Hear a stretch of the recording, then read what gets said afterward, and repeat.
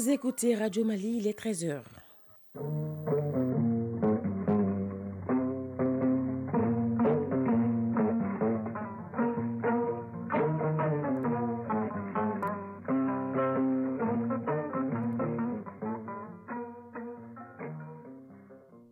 Le journal. Salimata Dao. Le Mali est le deuxième producteur de riz après le Nigeria, avec près de 3 millions de tonnes. Une révélation faite lors de la célébration de la 5e édition de la Journée nationale du riz, une tribune d'échange entre les acteurs de la filière autour des préoccupations de l'heure. L'homme peut-il observer le veuvage? La réponse dans le dossier de cette édition consacrée à cette période généralement observée par la femme en cas de décès de son mari. Awa Traoré a mené l'enquête à suivre. La chronique judiciaire de ce jeudi nous amène à la découverte de l'Association pour le progrès et la défense des femmes maliennes, APDF, une structure qui œuvre à la protection et à la promotion des droits des femmes. Sport football, la Coupe du Monde Qatar 2022 observe une pause. La compétition reprend demain vendredi avec les quarts de finale. Au plan national, le championnat de football féminin a débuté hier. Toute l'actualité sportive avec Ousmane Daou qui sera en direct dans cette édition. Voilà pour le sommaire. Chers auditeurs, bonjour. Le Mali se place au deuxième rang des pays producteurs de riz, raison jugée suffisante pour dédier une journée à cette filière. Cette journée, qui est à sa 5e édition, est placée cette année sous le thème « Les perspectives de la filière riz dans un contexte de bonne gouvernance ». L'événement est organisé par l'interprofession de la filière riz. Le compte-rendu de Sokona Kamisoko. Le Mali a produit près de 3 millions de tonnes de riz au cours de la campagne agricole 2019-2020.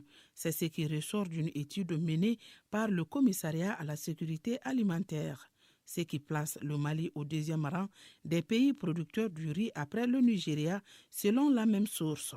C'est dans ce contexte favorable qu'est célébrée la 5e édition de la Journée du riz. Une occasion pour les acteurs de l'interprofession de la filière riz de réfléchir en vue d'apporter des solutions aux différentes difficultés. Valérie Bouli, président de l'interprofession de la filière riz au Mali. On essaie de voir comment on peut créer un cadre de dialogue avec les différents participants et avoir des réflexions que nous allons verser dans un mémorandum qu'on va présenter au ministère.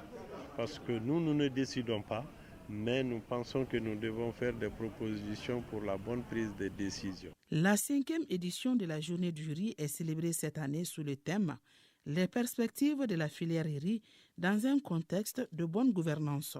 Mamadou Diallo est représentant du Commissariat à la sécurité alimentaire. L'interprofession de la filière riz au Mali, IFRIZ, malgré son jeune âge, s'est imposé comme un acteur incontournable en s'attaquant aux maux qui minent la profession rizicole, à savoir l'organisation des acteurs, la recherche et la stabilisation des marchés. Pendant 3 jours, les acteurs vont débattre des sujets liés à la gouvernance de la filière, la promotion des innovations techniques et technologiques, avec un focus sur celles existantes pour la filière riz. Du riz, la population de Tombouctou en a fortement besoin pour faire face à la crise alimentaire. Sur le sujet, les acteurs humanitaires de la région se concertent. Le but est d'améliorer des actions sur le terrain en vue d'apporter des réponses à cette préoccupation essentielle. De Tombouctou, Idrissa Gloussi Soko. La crise militaro-politique de 2012 a engendré une situation d'urgence humanitaire, exacerbé la vulnérabilité des populations et fragilisé la résilience des communautés, d'où la tenue de cet atelier de coordination des acteurs humanitaires de la région de Tombouctou en vue d'apporter une réponse humanitaire multisectorielle à la détérioration de la situation alimentaire. À l'ouverture des travaux, le représentant du maire de la commune de Tombouctou s'est réjoui de l'assistance des humanitaires aux populations. Sidi Adjayakoui, représentant OCHA. C'est le lieu pour nous de se renforcer afin que l'animation de ce mécanisme puisse être plus redynamisée. Malik Guindo, conseiller au gouvernorat de Tombouctou. Les besoins humanitaires, certes, restent encore importants, mais je suis également convaincu que si nous continuons à travailler ensemble, nous arriverons à répondre efficacement aux besoins des populations. Cette rencontre doit déboucher sur une meilleure prise en compte et harmonisation des questions humanitaires dans la région de Tombouctou. Tombouctou, Idrissa Goulou Sissoko, Alou Koulibaly pour l'ORTM. Se rencontrer pour échanger et mieux coordonner les activités des projets et programmes de développement dans la région de Sikasso. C'est le but d'une concertation de 3 jours ouverte hier dans la Cité verte. La finalité de l'exercice est d'impacter positivement la vie des bénéficiaires de Sikasso. Moustapha Doumbia. Il s'agit du 5e cadre de concertation entre les conseils régionaux et les projets et programmes opérant dans la région de Sikasso. Une rencontre initiée par le conseil régional pour mieux coordonner les interventions des différents projets et programmes de développement. Yaya Bamba, président du conseil régional de Sikasso. Renforcer le leadership de la collectivité territoriale de la région sur les questions et enjeux de développement économique et régional. Partager les enjeux et priorités de développement de la région et renforcer la synergie d'action en matière de développement économique et régional.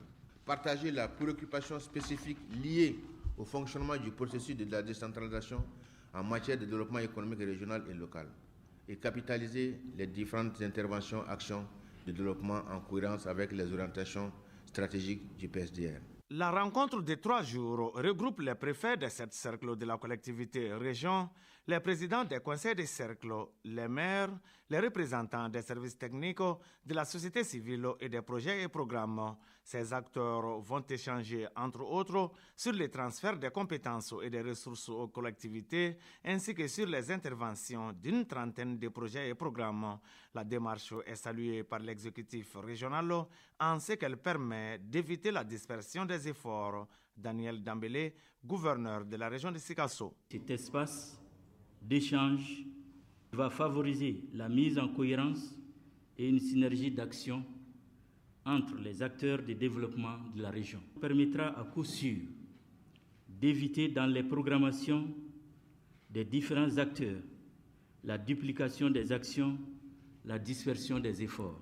La concertation sera sanctionnée par des recommandations pour une meilleure articulation des interventions des projets et programmes. Sikasso, Moustapha Doumbia et Suleiman Bamba pour l'ORTM. Page Inter en RDC, selon une enquête préliminaire de la MONUSCO, au moins 131 civils ont été tués à Kishiché et Bambo. Parmi ces victimes, 102 hommes, 17 femmes et 12 enfants tués tous au cours d'actes de représailles contre les populations civiles. Ces actes ont été perpétrés les 29 et 30 novembre dernier à Kishiché et Bambo, où le M23 mène depuis plusieurs mois une offensive. De son côté, la rébellion du M23 a démenti les accusations du gouvernement et des Nations Unies. Le gouvernement congolais avait évoqué lundi dernier le chiffre de 272 personnes tuées le 29 novembre dernier dans 2 localités à l'est du pays. Au Soudan du Sud, le parti au pouvoir soutient Salva Kiir pour un nouveau mandat. Mardi dernier, lors d'une session le Mouvement populaire de libération du Soudan a approuvé la candidature du président Salva Kiir pour un nouveau mandat lors des élections prévues pour la fin de l'année 2024. Il n'y a pas d'autre candidat déclaré à la présidence en 2024, mais le rival de longue date de Salva Kiir et ancien chef rebelle Riek Machar devrait se présenter. Au Pérou, le président Pedro Castillo a été destitué hier et arrêté après avoir tenté de dissoudre le Parlement. Sa vice-présidente Dina Boluarte a été investie. Elle a prêté serment en tant que présidente par intérim du pays. Pedro Castillo est au pouvoir depuis juillet 2021. Il fait l'objet de 6 enquêtes pour corruption présumée, dont sont également accusés sa famille et son entourage politique. Sa destitution pour incapacité morale a été approuvée par 101 des 130 parlementaires. Au Canada, la COP15 s'est ouverte hier à Montréal pour tenter de sauver la biodiversité mondiale. Le défi immense de cette conférence de l'ONU sur la biodiversité est d'adopter un cadre mondial décennal assez ambitieux pour mettre un terme d'ici 2030 à la destruction de la nature et de ses ressources indispensables à la survie de l'humanité et à la lutte contre le réchauffement climatique. Après 2 ans de report, les négociateurs de près de 190 pays sont au travail depuis hier et jusqu'au 19 décembre à Montréal. On en vient à notre dossier. Dans la société malienne, c'est la femme qui observe généralement le veuvage après le décès de son mari. Voir un homme se plier à cette exigence traditionnelle et même religieuse sort de l'ordinaire. Pourtant, dans la religion chrétienne, le veuvage est observé par l'homme. Dans ce troisième et dernier numéro de la série consacrée au sujet, Awa Traoré tente de nous l'expliquer suivant. Dans une société où la plupart des hommes sont polygames, difficile d'aborder la question du veuvage chez ces derniers en cas de décès de leur épouse. Si le veuvage est une obligation pour la femme selon l'islam, qui dure 4 mois et 10 jours, c'est tout le contraire chez l'homme. Tcherno Sedou Dioum, imam. En islam, seules les femmes peuvent faire le veuvage quand elles perdent leur mari. Si l'homme venait à perdre sa femme et s'il est polygame, il peut accomplir son devoir conjugal envers ses autres épouses. Si l'islam n'impose pas à l'homme un temps de deuil en cas de décès de son épouse, les bons sens voudraient que celui-ci observe un temps plus ou moins long avant une future relation conjugale pour un non-polygame. Umutogola, citoyenne. Chez nous, les musulmans, c'est la femme qui observe le veuvage. Si un homme perd sa conjointe, il peut observer 1 ou 2 semaines pour faire son deuil, car c'est un moment forcément douloureux. Moussa Sissouma, traditionnaliste. Le veuvage, en réalité, ça concerne beaucoup plus la femme. Mais l'homme doit observer au moins une période pour voir ce qui se passe avant. Par contre, le veuvage est une obligation dans la religion chrétienne, tant bien chez la femme que chez l'homme. Cette période dure en moyenne 1 an et 6 mois. Joseph Camara, pasteur. Parlant de veuve, c'est la personne qui a perdu soit son mari, soit sa femme. On parle de veuve. Quand nous nous référons à la Torah, voici ce beau-père qui avait perdu sa femme. Et la Bible dit qu'au moment où son cœur a été consolé, on n'a pas dit combien de temps le beau-père a mis pour être consolé de la mort de sa femme. Genèse 38, verset 12 nous dit « quand son cœur a été consolé ». Et le temps de veuvage dure jusqu'à la consolation du cœur de la personne qui a perdu une personne qui est chère. Si le veuvage des hommes n'est obligatoire que chez les chrétiens, toutefois, la perte d'une conjointe est toujours un moment douloureux. Par respect pour la mémoire de la défunte, l'homme ne doit-il pas observer un temps de deuil? «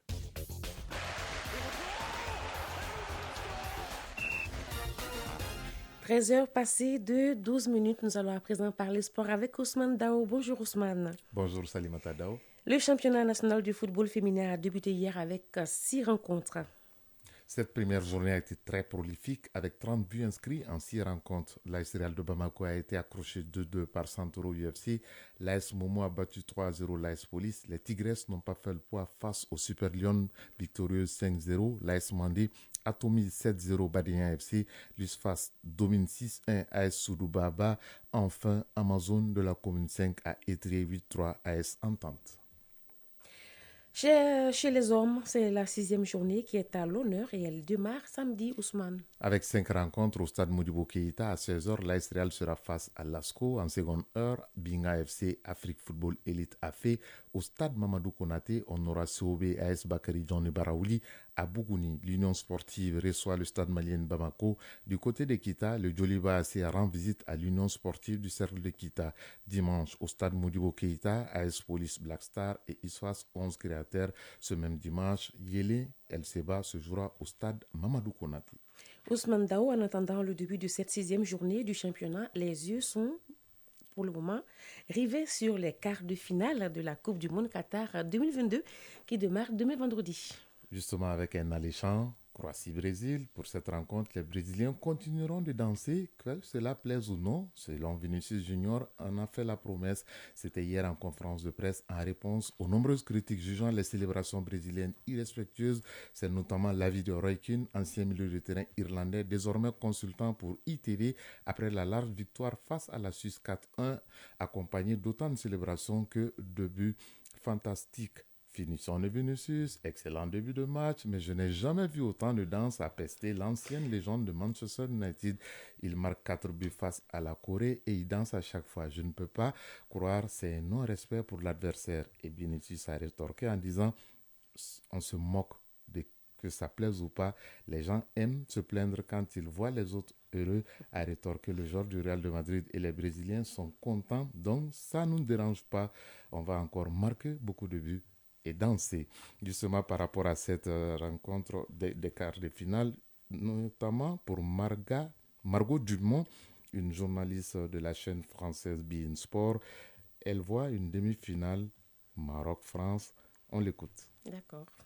Je vois quand même la France aller à 10 pas en demi-finale, mais sincèrement, quand on voit l'équipe de France et puis surtout le joueur exceptionnel qu'on a devant, Kylian Mbappé, Griezmann aussi derrière qui fait un travail remarquable, tout l'équilibre de cette équipe, je les vois quand même aller loin. Maintenant, sur l'autre partie de tableau qui concerne le Maroc, je vois une petite surprise quand même de la part des Marocains. Moi, j'y crois très sincèrement, j'y crois face au Portugal.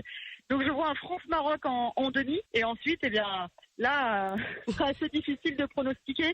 Peut-être un match qui ira aux prolongations, peut-être des tirs au but. Et là, ce sera Lloris face à Bounou. Donc, on aura un beau duel dans tous les cas. Je le souhaite. Dans tous les cas, là aussi, je pense que le Maroc a déjà gagné, entre guillemets, sa Coupe du Monde, puisque le Maroc a fait vraiment un parcours exceptionnel. C'est loin d'être terminé, mais c'est déjà historique. Tous ces joueurs, tout ce peuple peut être fier là, à ce niveau-là. Mais je souhaite, en tout cas, à la France et au Maroc de faire une belle Coupe du Monde, quoi qu'il arrive. Pour Pascal Boniface, directeur de l'IRIS, grand amateur du football et spécialiste de la géopolitique du sport, tout est possible. Ce que l'on voit, c'est que l'équipe de Maroc est devenue l'équipe de tout le monde arabe. Et que, quelles que soient les nationalités, y compris des supporters algériens, avec lesquels les relations ne sont pas toujours faciles, soutiennent le public qui est au Qatar. Et donc là, le Maroc représente tous les espoirs du monde arabe. Il y a une unité du monde arabe. C'est suffisamment rare pour être souligné. Voilà, le football, c'est à la fois des individus et un collectif. Et la force de l'équipe du Maroc, c'est que les individus se mettent au service du collectif. Il faut également saluer le travail du sélectionneur qui a fédéré, qui a rendu l'énergie à ce groupe et donc auquel finalement tous les espoirs sont permis pour aller encore un peu plus loin dans la compétition et là du coup faire vraiment une première historique pour un pays africain atteindre les demi-finales. Salimata Dao, on va récapituler. À 15h demain, le Brésil, à la recherche d'une 6e étoile sur son maillot, défiera la Croatie, finaliste en 2018 et amené par son ballon d'or et capitaine Luka Modric. De son côté, le Brésil comptera sur un collectif sous l'impulsion de sa star Neymar, retrouvé en 8e de finale après avoir raté 2 matchs. Juste après ce Croatie-Brésil, une première en Coupe du Monde, on aura Pays-Bas-Argentine, le remake de la demi-finale de 2014 remportée au tir au but par les Argentins. Avec Lionel Messi, l'Albiceleste doit faire mieux que ce qu'elle en a montré jusque-là face à des Néerlandais dont le collectif est le plus homogène. Et ce collectif est bonifié par le joueur d'origine togolaise Gakpo, auteur de 3 buts pour les Pays-Bas. Samedi, le crunch, France-Angleterre et Maroc-Portugal, on va dire Dima Maroc. Nous allons souhaiter en tout cas bonne chance au Maroc et dire qu'il n'y a pas que le monde arabe qui est derrière le Maroc, c'est toute l'Afrique. Voilà. Chronique judiciaire. La chronique judiciaire de ce jeudi porte sur l'Association pour le progrès et la défense des femmes maliennes, APDF. Cette structure dédiée à la protection et à la promotion des droits des femmes reçoit également des hommes, même s'ils ne sont pas nombreux compte tenu de beaucoup de paramètres. Au regard de la recrudescence des violences basées sur le genre, l'APDF invite les parents à être plus attentifs aux plaintes de leurs filles. On en sait plus avec Adama Djimde.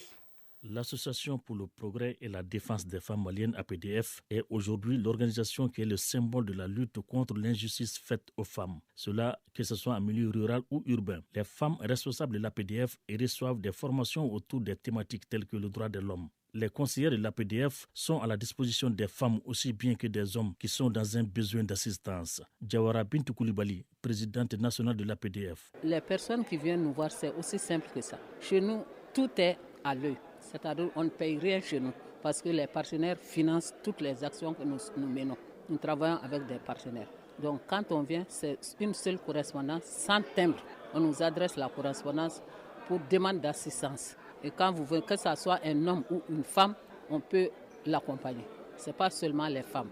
Parce que quand on parle de l'APDF, il y a des hommes qui disent que c'est l'association des femmes, donc on ne parle que de femmes. Non, même les hommes peuvent venir.